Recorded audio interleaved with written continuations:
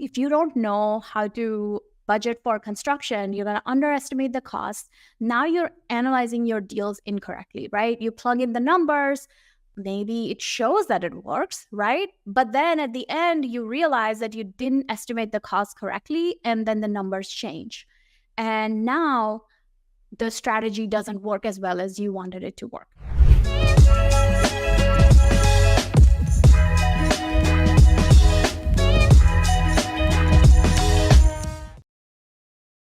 Today, we're talking about construction budgeting.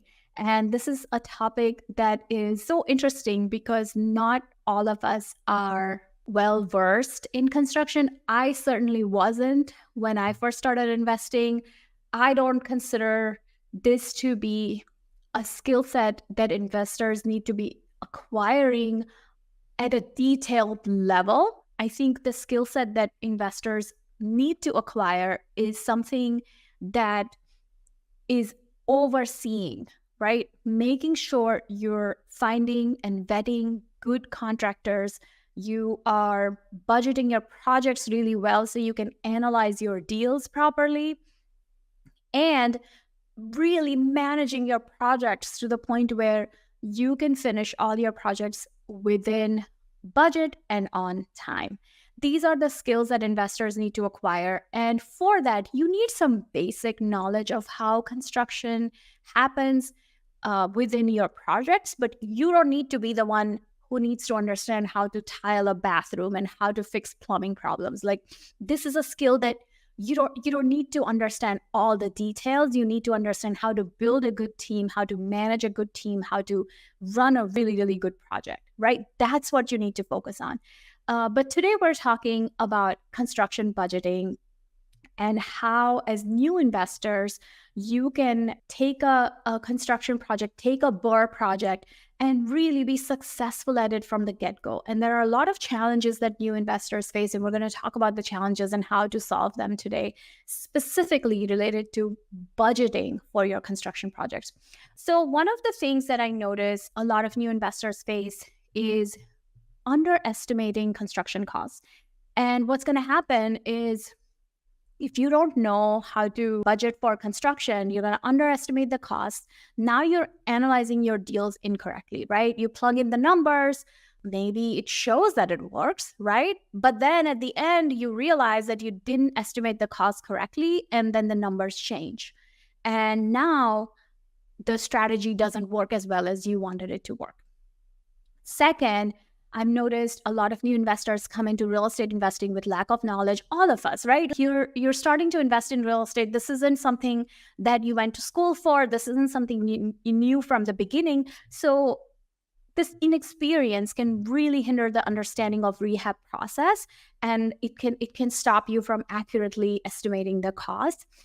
And the last one is difficulty finding reliable resources. So this is the issue that happens with construction budgeting, that you really don't know for sure the resources that you're working with right now, the contractor you're working with, the realtor you're working with, they're reliable or not for you to be able to analyze your deals correctly. So we're going to work on this together right now so you can divide your construction budgeting process in steps. We're going to break it down, and that way it allows you to estimate construction budget accurately.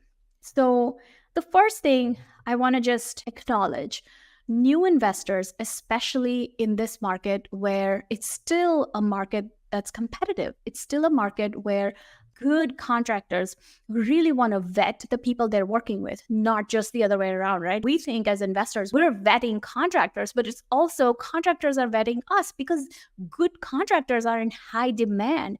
They're going to vet investors to make sure that you're not just sending them off to 10 properties to get construction budget, and then you're one of those investors who are never going to buy a property. Now they've wasted all this time going to different locations, and they never really made any money, right? So contractors are also vetting us, just as investors are vetting contractors.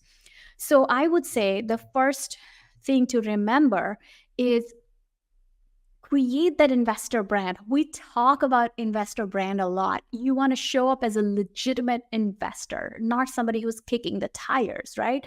educate yourself, build those skills up. You want to make sure that you show up as an investor who means business and don't waste people's time, because everyone's time is valuable. And in this business, until you do the deal, people don't make money. And it's hard to be in this business as a contractor or a realtor, right? Because until that investor is buying properties, you're not making any money. You're building a relationship, and they understand that it's a long-term game, but they have a family to feed as well.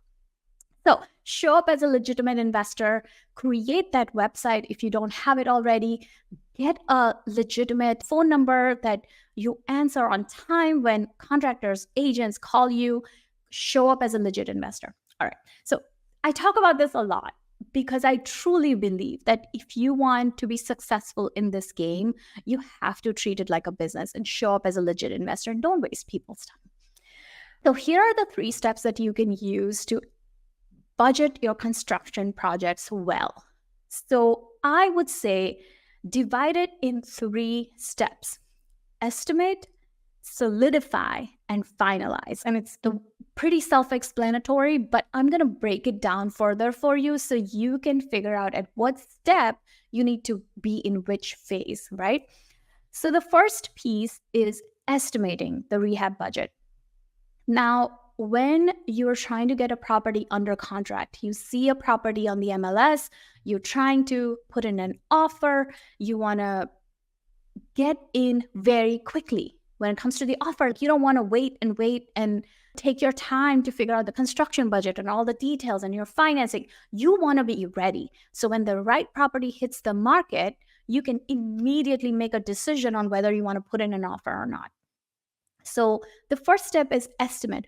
All you need is a way to get an estimate for your construction budget in the beginning.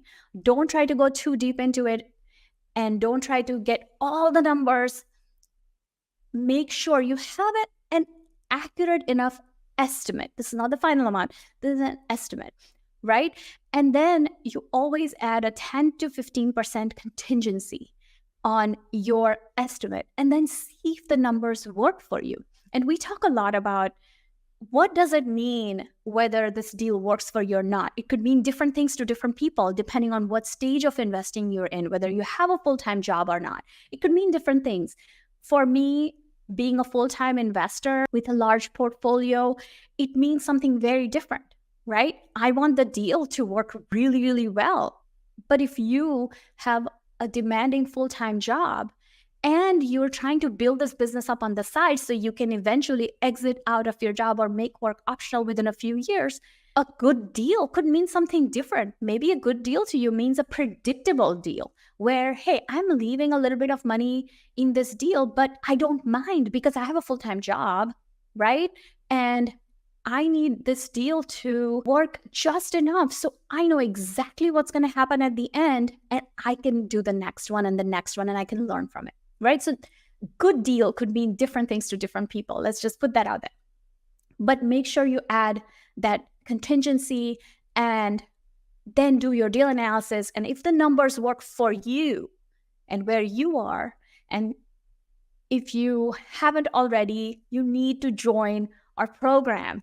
Investors now have been in our program for over a couple years now, and some of them are super seasoned and some of them are just starting out. It's such a great, generous mix of people. You can go to openspaceswomen.com/book a call, join our program. It's amazing. And we talk a lot about how you can cater this strategy and your investment goals according to where you are in life, right? Because we're all on our own unique journey, and give yourself some grace. But back to the original conversation. Estimate. All you need is an estimate. Sometimes your realtors can help you with the estimate. Sometimes you can have a contractor come and give you a quick estimate. You can say, listen, I don't want to waste a lot of your time. All I want is a very quick estimate on what you think is going to happen here, right? So that's your first phase. Now, if things work for you, you get your deal under contract. Once your property is under contract, now you get into the due diligence phase. And during this phase, you want to get a breakdown. And now you really want to get your numbers tightened, right? This is the time when you can spend a little more time on this. Initial phase, you need to get the property under contract. You need an estimate. Now you solidify, right? Now you can tighten your rehab numbers. You can hire a professional home inspector to go through the project. Now you can update your budget with any necessary repairs and contingencies, things like that. That's what happens in the solidification phase. And next, when you close on the deal, there's one more step, which is finalize, right? So we said estimate, we said solidify, and now we are finalizing. What you want to do at the end is once you have the property, you closed on the property, it's yours. What you want to do is take your contractor into the property, have them open everything up that they need to open up. You can tell the contractor, listen, we came up with this budget, right? Now I have the deal, but I do not want to go over budget. So let's go into the property. And if you're an out-of-state investor, they can do this on their own and, be on video with them. Open everything up and let's find any surprises that may happen in future now. Let's open up whatever we need to open, walls, plumbing, whatever you need to do. Let's do it now. And let's see if we can predict any surprises. And then you can finalize your budget.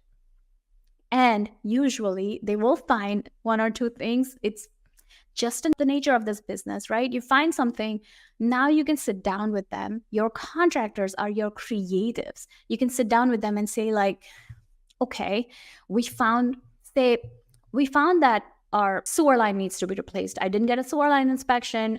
Now I'm finding out the sewer line needs replacing. What can we do in this project to still stick to our renovation plan? What can we cut so that we can accommodate for this new thing that we just found? And now you finalized your budget, right? So this is after closing the deal, but before your contractor starts the work, you need a detailed plan. You want to ensure that all the repairs and renovations are included in this final estimate, right? Final budget. That's what you need to do. This is the time when you want to uncover any hidden problems. This is the phase when you can do that. And this is what's going to allow you to adjust your budget and still make the deal predictable.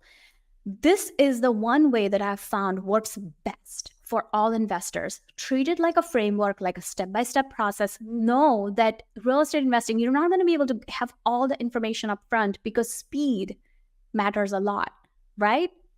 Success loves speed. Money loves speed. You want to move fast. And so how do you still make a construction project happen as predictable as possible while being fast? And you do it by dividing into these 3 steps. So one more time: estimate, solidify, finalize. These steps are detailed in our book, Accelerate Your Real Estate. You can find it on Amazon. It's on Amazon right now. We've got some amazing reviews. So yeah, go grab that book if you haven't already. If you have any more questions, drop them in the comments below and I will come back and see what you have to say. All right, everyone, bye now. When you're ready to get serious, you can join us at theinvestoraccelerator.com. It's like getting 1,000 episodes worth of information in 5 days, and it's everything you need to build your actionable plan to financial freedom and making work optional.